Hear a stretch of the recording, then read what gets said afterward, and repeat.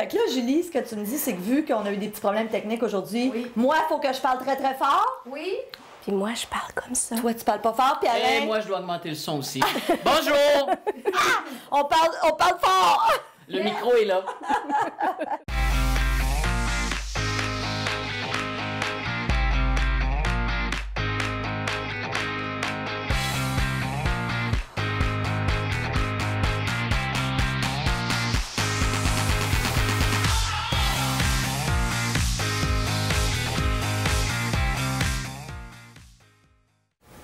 Bonjour et bienvenue à Mastef TV, votre télé inspirante. Oui, on est là pour vous inspirer, puis aujourd'hui, on est trois pour vous inspirer. Alors, je vous présente d'entrée de jeu mes invités.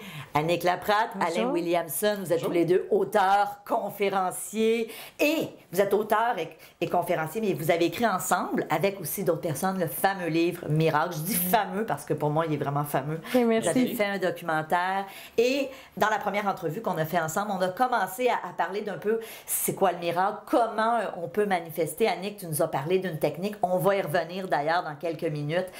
Alain, toi, ta technique pour attirer des miracles, tu as une technique fétiche, puis j'aimerais ça que tu nous en parles. Oui, bien avec plaisir. Ma technique fétiche, c'est beaucoup plus l'imagination que les autres techniques, même si j'utilise beaucoup d'éléments de certaines techniques à gauche et à droite. Puis plus tard, on pourra parler de l'amour parce que je me dirige de plus en plus vers l'utilisation vraiment de l'énergie de l'amour qui est tout à fait différent du reste, je pense. Mais ma technique vraiment très concrète, je travaille beaucoup avec l'imagination, qui est très différent de la visualisation. Pour expliquer aux gens, quand on visualise, on se voit agir sur un écran, notre écran mental. Ouais. Par exemple, si vous êtes sur le bord d'une rive et qu'il y a un bateau qui descend devant vous sur la rivière, si vous vous visualisez à l'intérieur du bateau, donc vous vous voyez. Vous voyez votre corps, vous voyez vos visages, vous êtes sur le bateau, vous voyez agir. Ouais. Tout ça, c'est bien. Ouais. Mais l'imagination, c'est vous êtes toujours sur la rive, vous voyez le bateau, mais là, vous vous imaginez être à l'intérieur du bateau.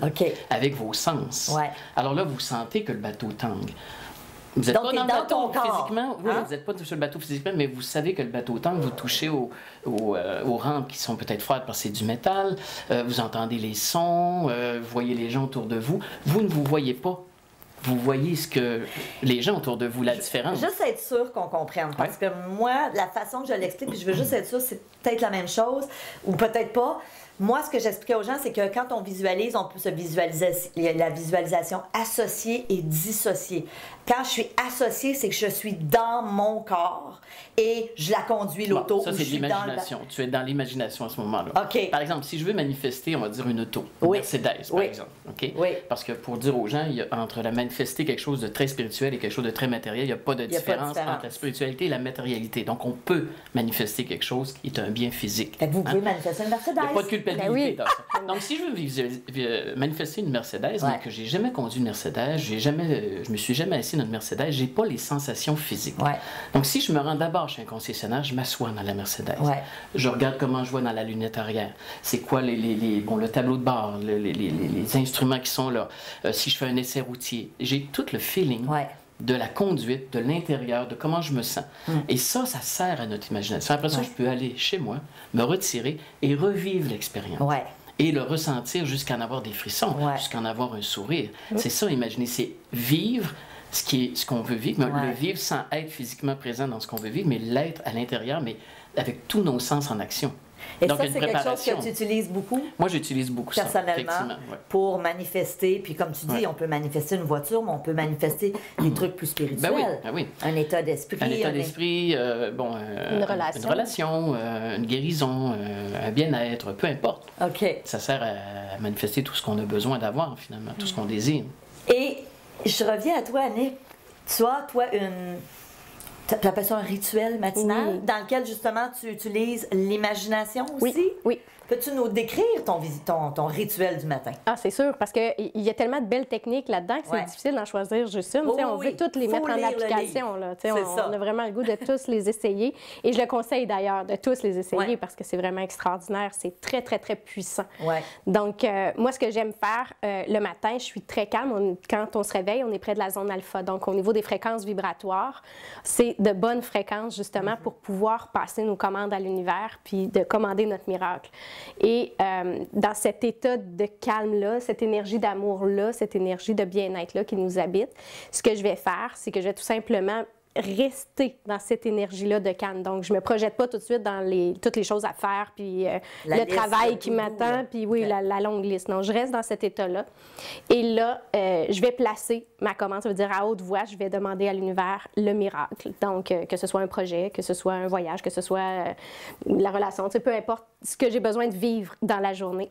Donc, je vais placer ma commande et toujours les yeux fermés, là, je vais faire la technique de visualisation. Donc, je vais le visualiser. D'imagination. Toi, tu l'appelles l'imagination? Oui. Beaucoup plus que la visualisation. Oui. Jusqu'à temps que ça imprègne chacune de mes cellules, là, tu sais, que je le vis. Là. Puis quand j'ai les yeux fermés, puis comme il dit souvent, quand tu te mets à sourire, là, c'est que déjà, c'est que ça t'habite. Tu sais, ça t'habite pleinement. Puis là, déjà, au niveau énergétique, tu sais, ça commence à faire la job. C'est vraiment le fun. Fait que je fais la technique de visualisation. Puis une fois que j'ai d'imagination, il faut faire la différence. Fait qu'une fois que j'ai fait la technique d'imagination, après ça, je vais demander à mon réticulet activateur, et là, je passe la commande à voix haute, et là, je dis « Je commande à mon réticulet activateur d'amener à ma conscience les personnes, les émotions, les projets, toute situation qui vont me conduire vers mon miracle. Wow. Je ne sais pas quand, je ne sais pas comment ça va se produire, mais j'ai la certitude que ça se produit et que ça se prépare maintenant. » Et j'aime ça parce que tu dis « je sais pas quand » parce que beaucoup de gens qui veulent manifester des miracles, se disent « oui, mais là, il arrive quand, là? » Puis, écoute, moi, il y a des gens qui m'écrivent des fois puis qui me posent la question « mais je peux m'attendre à combien de jours avant que ça arrive? » Oui, c'est ça. Parce que tu fais pas confiance, là. Si exact. Dans le contrôle. Contrôle et miracle ne vont pas ensemble du tout. Moi, j'aime beaucoup voir le miracle et que quand j'ai passé ma commande, juste avant de débarquer du lit puis là de commencer ma journée, j'aime beaucoup voir le miracle comme une fréquence, un peu comme le métro. Tu sais, les gens à Montréal qui prennent le métro pour s'en aller quelque part. Bien, moi, je me dis, dans la vie, là, il y a une fréquence qui s'appelle le miracle. Puis elle est là. Fait que c'est à moi d'embarquer dedans ou pas. Et de me rallier à cette fréquence-là ou pas. Fait qu'avant de débarquer du lit, une fois que j'ai fait tout mon rituel, je me dis, go, j'embarque dans la fréquence du miracle et surprends-moi. Wow. Surprends-moi. Et là, tu cultives l'émerveillement automatiquement parce que tu te dis, qu'est-ce qui va se passer aujourd'hui? Comment la vie va me surprendre de façon positive? Et c'est magique, ça se multiplie. C'est ça qui est le fun, il n'y a comme pas de fin non plus. On va tout le temps de surprise en surprise.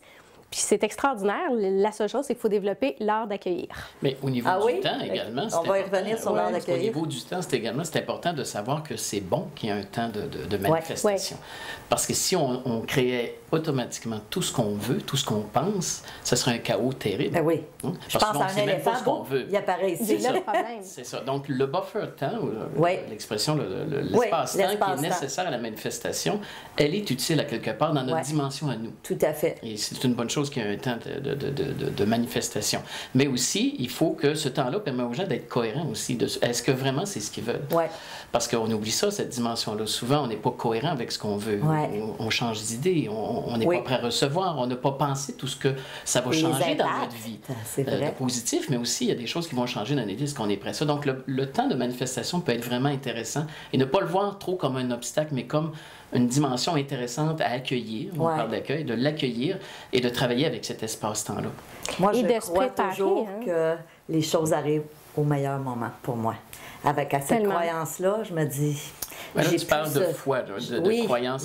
Annick, tantôt, on a parlé aussi, effectivement. C'est un élément essentiel, la foi. Bon, on l'associe souvent au monde religieux, mais la certitude, appelez-la la certitude si on veut. Et cette certitude-là nous donne une confiance, une espèce d'aisance, une espèce une sérénité. Je sais que ça va se passer. C'est ça. J'ai pas besoin de me stresser, donc je reste ouvert. Je ne suis pas en contraction, je suis en expansion. Parce que j'accueille avec foi, parce que j'ai la certitude que le processus va se faire. C'est ça. Annick, tu parlais de l'art d'accueillir. J'aimerais que dans notre prochain segment, on revienne là-dessus.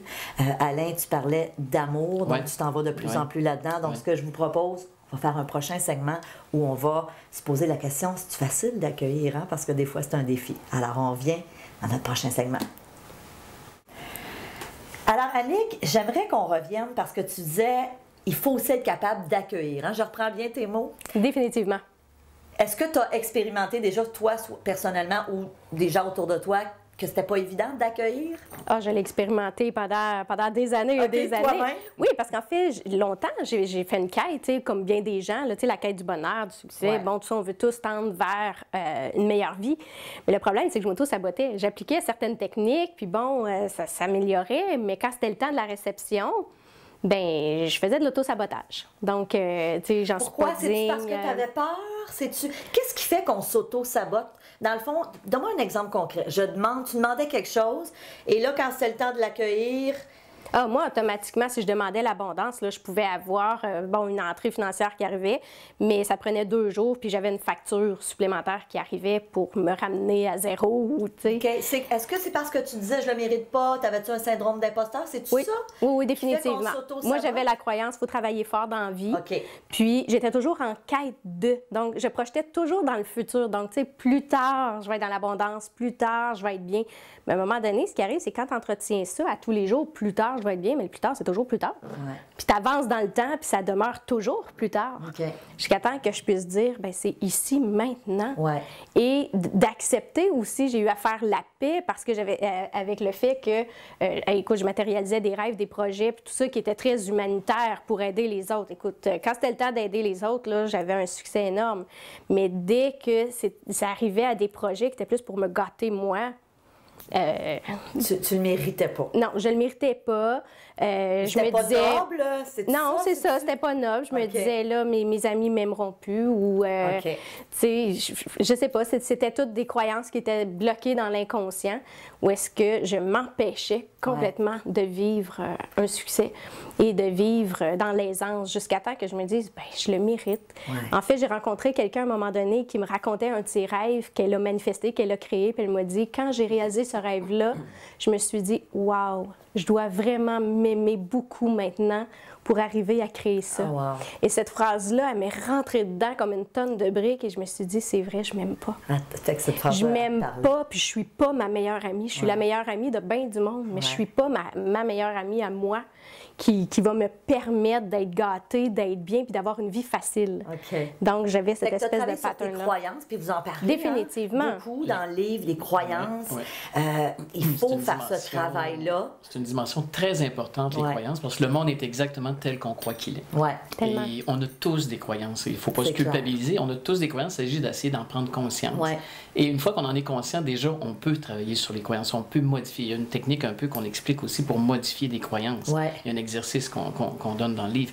Mais le monde est tel qu'on croit qu'il est. Ouais. Donc, comme Annick disait, si elle croyait que plus tard, elle va être bien, ben, c'est exactement ce qu'elle va vivre. Plus tard, elle va être bien. Oui, mais des fois, le plus tard, il n'arrive jamais. Il n'arrive jamais le plus tard. Il est toujours en avant. Ou si on dit, si on a la croyance ou si on entretient la pensée, je ne veux pas tomber malade, mais ça va être c'est la maladie qu'on entretient. Tout à fait. Au lieu de demander le subconscient ne travaille pas du tout avec le ne pas. La négation, ça ne fonctionne pas. Hein. Si je te dis, ne pense pas à un cheval blanc. Oui, moi, un cheval blanc. Exact. Donc, si je dis, je ne veux pas être malade, ce qu'on a retenu à l'intérieur, c'est malade. Ouais. Donc, il faut faire attention à tout ça, comment on travaille. Et ça, on l'explique dans le livre. Ça se passe dans le quotidien. Hein. Oui, ça se passe dans l'éveil de conscience le plus possible au moment présent. Ouais. Pour s'auto-analyser, pour s'observer, pour pouvoir changer quelque chose. Sinon, on répète toujours les mêmes schémas. Exactement. Et ça, c'est génial de travailler avec Alain pour ça, parce que quand on travaille ensemble, il y a une ouverture de conscience incroyable, puis une communication aussi qui est bonne. Fait qu'à un moment donné, quand on discutait, on disait, ben toi, c'est quoi ta croyance par rapport à ce qu'on a à faire, puis toi, c'est quoi ta croyance? Parce que si on avait la même croyance, bon, on savait que là, on est en business, puis le projet irait bien. Mais quand tu travailles avec quelqu'un qui a une croyance contraire, à un moment donné, ça s'entrechoque. On le vit au quotidien, que ce soit avec un partenaire de vie, notre conjoint ou au travail. Si on dit on va faire tel voyage, puis que le conjoint dit ah ouais, mais ça va coûter cher ou ce sera pas facile, puis tout ça, c'est sûr que ça va coûter cher, ce sera pas facile parce que c'est sa croyance. Tout à fait. Fait que c'est pour ça que le cliché de la communication est tellement important. Ouais. Puis au-delà de juste une communication, c'est d'aller voir aussi quelle est ta croyance derrière le projet qu'on va faire ensemble. Ouais. Parce que ça va déterminer bien des affaires. Oui. Alain m'a appris beaucoup à ce niveau-là. Fait que vous êtes entraînés mutuellement. Ah oui, parce qu'elle m'a appris beaucoup de choses aussi. Entre autres, sur le lancement, là, je le dis publiquement, c'est vraiment son lancement.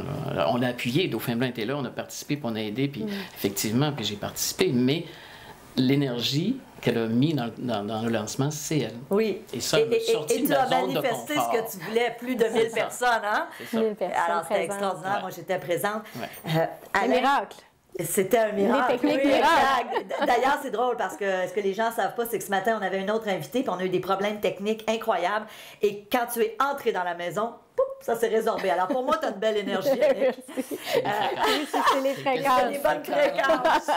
Alain, tout à l'heure, tu parlais de l'énergie de l'amour. Bon, tu dis que tu travailles de plus en plus avec ça. Qu'est-ce que tu ça nous amène à une autre dimension quand même. Hein, parce que l'énergie de l'amour, quand plus on va vers l'amour, moins on est dans la peur. Et la peur est un des obstacles majeurs au niveau de la création, de la manifestation de nos miracles. Et on est rempli de peur, de toutes sortes de choses. En tout cas, moi, j'en ai beaucoup. J'ai pas peur de le dire. Donc, plus on va vers l'amour, plus la peur s'estompe. Et plus on ouvre le courant que l'univers va simplement passer, tout simplement. C'est comme si, plus on aime, plus on va vers l'amour universel, c'est comme si plus on se tasse, notre personnalité se tasse du chemin pour laisser l'expression de la grande énergie d'amour s'exprimer tout simplement à travers notre vie. On devient des instruments d'amour. Et là, c'est comme si tout se place. J'ai même plus besoin de demander. Je suis dans l'amour et tout se place. C'est dans le courant. Et c'est ça que j'essaie, c'est vers là que j'essaie de plus possible d'aller maintenant, de travailler dans ce sens-là le plus possible. Mais OK, puis pratico-pratique, là, parce que là, on dit ça aujourd'hui. C'est quoi d'être dans l'énergie de l'amour? Mettons que je me dis, là, quand tu t'en vas, bon, je me mets dans l'énergie de l'amour aujourd'hui. Je fais quoi? Bien, au départ, moi, ce que j'essaie, de part l'accueil. L'accueil est super important. Ne pas être en guerre. Parce qu'on utilise beaucoup des termes de combat dans notre vie. Par exemple, quand tu es malade, on combat la maladie, on a un arsenal pour la maladie. Bon. Et ça, c'est des mots, mais c'est des énergies. Et on entretient le combat, on entretient la lutte, la dualité. Être dans l'amour, c'est d'être dans l'unité. Faire un avec ce qui est. Alors, si, dans l'acceptation aussi. Ça passe d'abord par une acceptation qui n'est pas une résignation. Une acceptation qui, pour moi, est beaucoup plus large qu'une résignation et qui nous ramène à notre pouvoir créateur, mais notre essence divine. Pour moi, on est d'essence divine. Donc, plus je suis dans l'amour, plus je suis dans mon essence divine. Et là, les choses se placent d'elles-mêmes. Donc, par exemple, si j'ai un problème quelconque avec une personne ou avec, peu importe, avec une compagnie, peu importe, je vais essayer d'être dans l'amour par rapport à eux. Je vais essayer de rester dans l'amour. Accueillir, rester dans l'amour, voir ce que ça m'apporte. Donc, ça me permet aussi de m'auto-observer moi à travers ça. Donc, c'est une façon d'aller vers l'amour, mais je te dirais que j'essaie d'en découvrir de plus en plus de façons de travailler avec l'amour parce que c'est une énergie qu'on ne comprend pas vraiment encore tout à fait. C'est sûr, on aime notre conjoint, on aime nos enfants. Ça, c'est tous des canaux d'amour là, qui canalisent un peu l'énergie qui est beaucoup plus vaste que ça et qui, à mon sens, est l'élément essentiel vers où on peut aller. Tu vois, j'essaie souvent, moi, de me dire de plus en plus, quand il arrive des situations que je juge, mettons, désavantageuses, de me dire, OK, y a-t-il quelque chose que je peux apprendre de ça? Donc, d'essayer de voir, il y a sûrement un bon côté ou un apprentissage, ou est-ce qu'on peut dire que c'est aussi dans cette même veine-là? Et tu sais, être dans l'amour de plus en plus, que moi, en tout cas, mon intuition de plus en plus, c'est être dans une grande simplicité. Et quand on est dans une grande simplicité, nécessairement, la joie de vivre vient avec ça aussi. Et on est conscient de ce qu'on doit faire. Les réponses viennent. Parce qu'on n'est pas encombré. Et la simplicité, là, c'est pas juste de vider son garage pour rentrer son auto plus facilement. Non. La simplicité, c'est intérieur beaucoup. C'est la paix de l'esprit, un bien-être au niveau du cœur. Et quand on arrive à vivre ça de plus en plus, forcément, on est de plus en plus dans l'amour. Et là, les choses se placent d'elles-mêmes. J'arrive pas à expliquer pourquoi ça se passe. Mais moi, je pense qu'à la base, moi, je pense qu'à la base, on est amour. Mais c'est qu'en grandissant, fait que je pense que c'est inné en soi, on est amour, mais en grandissant, il y a l'orgueil qui embarque, les crises d'ego et tout ça. Mais la raison pour laquelle je pense que c'est inné, c'est qu'en fait, c'est qu'à chaque fois que je vis un conflit avec quelqu'un ou qu'il y a une situation que j'aime plus ou moins ou que je suis en réaction, c'est soit que je suis fâchée ou je boude ou je suis en colère ou j'ai de la peine, ou bon, peu importe, je sens du rejet, de l'abandon, je m'en vais dans mon bain, puis là, je fais « Que ferait l'amour? » Que ferait l'amour? Que ferait l'amour dans cette situation-là? Et d'instinct, les réponses viennent. Et ça change ta perspective. Et ça change la perspective. C'est vraiment d'aller au-delà de notre personnalité humaine qui vit du stress, qui vit de la colère, qui vit... Puis c'est normal, on a des émotions, mais c'est d'aller au-delà de ça parce qu'on n'est pas ça. On est autre chose que ça. Et c'est ça que les gens ont oublié beaucoup. Et en étant autre chose, on s'aperçoit que qu'est-ce qu'on est. Finalement, je dis souvent, dans mes ateliers, je dis souvent aux gens, on est Dieu. Mais si ça vous choque, changez le mot Dieu pour amour. Et là, les gens font « Ah! » OK. Parce que Dieu, c'est amour. C'est la même énergie. Et c'est vrai que ça fait des miracles, tu sais, parce que même si on vit une situation, que ce soit avec nos enfants, à un moment donné, bon, j'ai eu une petite dispute avec une de mes filles, puis à un moment donné, je me suis dit, bon, OK, que ferait l'amour? Tu sais. Puis l'amour, elle pardonne, l'amour, elle est capable de s'excuser. Mais ça ne veut pas dire de nier non plus, tu sais. À ce moment-là, je lui dis, j'ai dit en ce moment, tu sais, je vis encore de la peine, je vis encore un peu de colère. mais je t'aime. Ouais, c'est ça. Mais je t'aime. Malgré tout ce qu'on a pu vivre, je t'aime. Et c'est pour ça qu'on tenait absolument à avoir un chapitre sur l'amour. Oui. On a terminé avec ça parce que c'est une dimension qui nous amène encore plus loin. On peut cheminer encore plus loin.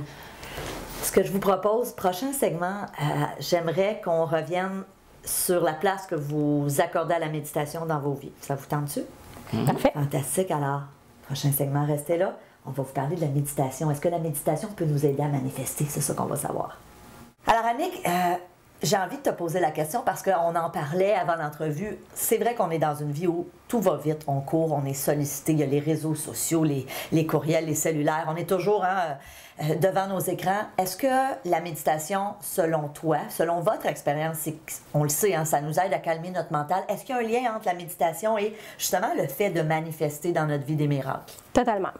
Pour moi, c'est essentiel parce que pour arriver à créer des miracles, il faut tout d'abord se connaître. Il faut savoir ce qu'on veut, puis il faut savoir ce qui nous habite.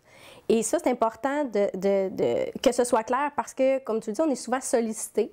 Puis, même que des fois, inconsciemment, on va porter les rêves des autres aussi. Donc, mais est-ce que ce sont mes rêves à moi? Ou bien, est-ce que j'ai été influencée par une publicité, puis je pense que si je fais tel projet ou j'achète tel truc, je vais être heureuse? Mais ça, on ne le sait pas tant aussi longtemps qu'on ne s'est pas déconnecté de tout ce brouhaha-là, tout ce bruit-là, pour se reconnecter avec soi. Il n'y a rien de plus extraordinaire, il n'y a pas de plus beau cadeau qu'on peut s'offrir que de vivre un instant dans le silence, tous les jours, pour prendre rendez-vous avec soi-même et dire « Hey, salut, comment tu vas? Comment ça va? C'est quoi l'état de tes pensées? Qu'est-ce que tu vibres au niveau émotif? Ton corps, il te dit quoi? » Puis de se poser la question aussi par rapport aux différents projets, les différentes relations qu'on a dans notre vie. Qu'est-ce que je veux? Est-ce que ça me nourrit? Et si la réponse est oui, alors go, on continue. Mais si la réponse est non, ça ne me nourrit pas, ça me freine, ça me ralentit dans mon processus d'évolution, alors là, c'est le temps de changer. Et c'est là qu'on crée des miracles parce que quand on transforme notre vie, bien là, il y a quelque chose de nouveau qui nous apparaît. Mais pour ça, il faut être capable de prendre rendez-vous avec soi-même, la méditation, le silence, des alliés indispensables. Être dans le présent. Pour nous ramener à nous-mêmes, choisir nos objectifs, nos rêves, les aligner, puis les matérialiser. Demander à l'univers, appliquer les techniques et agir. Et agir. Agir. Et agir. Aussi. Évidemment, bon, il y a plein de techniques là-dedans. Vous parlez aussi des obstacles, des fois, auxquels on est confronté quand on souhaite manifester. Tu parlais, Alain, tout à l'heure des croyances, donc l'importance d'analyser, OK, c'est quoi les croyances que j'ai qui peut-être me limitent à attirer ce que je veux dans ma vie. Et à l'inverse, on a des croyances qui sont positives et qui sont favorables, justement, à la création de miracles. Est-ce que toi, tu utilises beaucoup la méditation pour calmer le mental? Oui, je voudrais l'utiliser encore plus. Oui. C'est une habitude d'apprendre encore plus, mais pour moi, il faut que la méditation nous amène à un éveil de conscience dans le quotidien. C'est-à-dire que si on médite le matin, mais qu'après ça, on passe notre journée sans être conscient, en vivant ballotté par les événements, je pense pas qu'on a réussi vraiment. On a pris un bon temps ou un temps d'arrêt. Comme Annick dit, je suis d'accord avec tout ce qu'elle a dit, dans le sens qu'on va se rencontrer, on peut se questionner. Mais je pense que c'est essentiel d'essayer de toucher le moment présent, d'atteindre juste le moment présent, juste être pendant quelques temps. Tout au long de la journée. Essayer de transposer ça tout le long de la journée. Ce qui va faire à un moment donné que je vais pouvoir m'apercevoir, que je vais m'observer et je vais pouvoir comprendre que je suis en train de nourrir un problème. Je porte mon attention sur quelque chose que je ne veux pas en réalité, mais que je nourris tout le temps dans l'inconscient. On peut être en train de travailler au bureau, dans l'ordinateur, mais dans notre subconscient, on croit qu'on est concentré sur ce qu'on fait, mais en arrière, ça roule. Et le problème roule. Imaginez un problème de santé, un problème relationnel, un problème financier. C'est souvent ça dont il est question souvent dans la vie des gens. Donc, on alimente toujours ça. Donc, si on prend l'habitude de rester dans le moment présent le matin, entre autres, ou le soir, peu importe les gens, comment ils travaillent, on va prendre l'habitude de le transposer dans notre vie quotidienne. Parce que pour moi, là, ce qui est important, c'est dans le moment présent, dans le quotidien. Parce qu'on peut faire toutes les belles théories, toutes les belles phrases, écrire les plus beaux livres qu'on veut, mais si ça ne se transpose pas dans notre quotidien, c'est nul, ça sert à rien. On est dans l'expérimentation, dans le moment présent, au cœur de la vie, et il faut être là, présent. Tout à fait. Et donc, la méditation, c'est à ça que ça m'amène, moi, être de plus en plus présent à ce qui se passe. Et j'aimerais l'être encore plus. Et Alain m'a enseigné quelque chose de magnifique aussi, parce qu'à un moment donné, on discutait, puis il disait, beaucoup de gens vont méditer le matin, ils vont prendre 5, 10 minutes, 15 minutes, tu sais, pour s'imaginer, une vie positive, heureuse, dans l'abondance, tout ça. Mais une fois la méditation terminée, on embarque dans la voiture et là, ils vont chialer pour les factures, ça coûte trop cher à l'épicerie, puis l'autre est bon. Là, oups, l'amour, l'abondance, tout ça, c'est parti. Donc, méditer 5 minutes et chialer 20 heures. Le prorata, il n'est pas bon, là. Sans chialer, se tracasser, même si on ne chiale pas, se tracasser. Oui. Le domaine financier est un bon exemple. Tu sais, tu médites le matin pour l'abondance, tu as touché quelque chose, tu le sens, tu as des frissons. Tu sais, on le sent quand on touche une énergie. Waouh, l'abondance est dans ma vie. Mais là, tu démarres l'auto, tu t'en vas travailler, il y a un son en arrière, le silencieux est probablement défectueux. Non, 400 $. Et là, tu rentres au bureau, tu entends les collègues qui sont en train de discuter, il va y avoir des coupures de poste, l'entreprise ne va pas si bien que ça. Tu perds ma job. Bon, et là, on continue. Et là, dans la journée, tu as un appel de la maison, la petite dernière a perdu ses broches, ça coûte très cher, je le sais. Je l'ai vécu. Donc, tu as encore un souci. Tu arrives à la maison et puis là, tu as eu une lettre de l'impôt, puis finalement, tu leur dois de l'argent à l'impôt. Donc, toute la journée, tu te portais ton attention, ton énergie sur le manque, sur l'inquiétude de pouvoir payer. Alors, et tu penses que tu vas contrecarrer ça avec 10 minutes d'imagination? Et l'important, c'est dans le quotidien, au fur et à mesure. Donc, si on est capable de s'observer, d'être conscient de ce qui se passe, c'est beaucoup plus facile de travailler au moment où ça se passe, de changer la situation, de retourner ça de notre côté. Et c'est la beauté de votre livre, parce qu'il y a des techniques. Et il n'y en a pas juste une, il y en a plusieurs. Et c'est ça qui est beau, parce que c'est un peu ce que je dis tout le temps, moi. Je veux dire, si tu sais des choses, mais que ça reste ici, puis que tu les appliques pas, puis tu les intègres pas, ça donne absolument rien. Oui, et puis au-delà d'appliquer des techniques, il faut être capable aussi, quand on lit ce livre-là, d'évoluer vers un savoir-être. Parce qu'on a beau appliquer des techniques au niveau du savoir, si tu n'es pas capable de l'appliquer dans l'être, ça ne fonctionnera pas. Donc, oui, il y a des outils absolument extraordinaires là-dedans, mais ça vient avec un travail sur soi, mais c'est extraordinaire parce qu'on est gagnant au bout de la ligne. Exact. Alors, évidemment, je le redis, que vous soyez en Europe, que vous soyez ici au Canada, miracle, le livre, miracle, le documentaire. Moi, j'ai lu le livre, j'ai vu le documentaire. C'est extraordinaire. Merci. Annick Laprate, merci du fond du cœur. Évidemment, on peut te rejoindre sur annicklaprate.com. Exactement. Alain, merci du fond du cœur. Évidemment, tu as publié ce fameux livre, mais avec ta maison d'édition, Le Dauphin Blanc. Double bonheur. Il y a plein d'ouvrages, puis j'ai reçu d'ailleurs beaucoup de tes auteurs, puis je vais continuer à le faire. Vraiment, vous êtes très spécialisé dans le développement personnel, donc j'invite les gens aussi à aller voir le site de ta maison d'édition. Merci à vous deux, c'est tellement de belle entrevue. Merci. Et pour les gens de Mastef, je vous le dis, vous voulez attirer plus d'abondance. Hein? Ma mission, vous le savez, c'est de vous donner des outils pour améliorer votre vie. Ça, c'en est un. Alors, courez le chercher. Je vous dis merci d'être là, merci de votre confiance et on se voit dans une prochaine émission. Merci à vous deux. Merci. Salut.